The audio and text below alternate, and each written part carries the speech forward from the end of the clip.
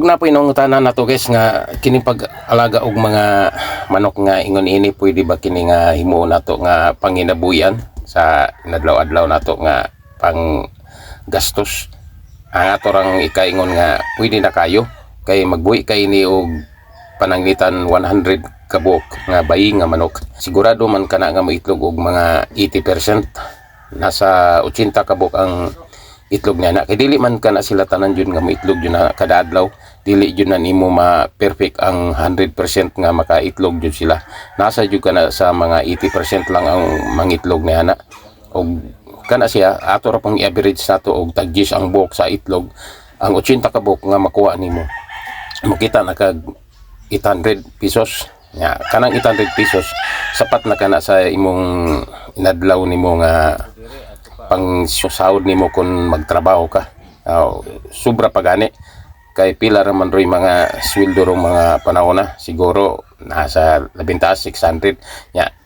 Ug makakita kag 800, bisan na gani mag 700 ang imong makita sa imong itlog, dako na kay ka nag makatabang kanimo. Og sigurado na gani nga kana pwede na nga imong himong panginabuhian nga sigurado na jud nimo guys nga makabuhi jud ka og mga usa ka gatos ka mga bayi. Og laki niya na nasa bisan ibutang ra nato nasa 10 o 15 ba kabuk ang laki. Dili ra nimo pala biyan buhi ang mga laki kay dili man pud maayo nga dagkano nimo laki kay magsige magkana sila og labukanay, magsabunganay magkana sila og napoy mga daog kanila. Dili pud sila kakaon og maayo nga laki mo nga magliwang pud ang uban nga tong mga manok. Og mao kana akong gikaingon nga pwede na kana natong gamon panginabuhian nato kining manok kung insakto ra ka sa moalaga. Ug kinahanglan po ng imo yung ipakaon kanila, pareho jud ini atong ipakaon nga feeds kay kini mga pagkaon na mao man kini ang gigamit jud sa mga white leghorn nga poultry. Kanang mga white leghorn nga poultry mao kanay ilang panghanap buhay na kana nila, negosyo pud kana siya, pero ginagko na jud kana.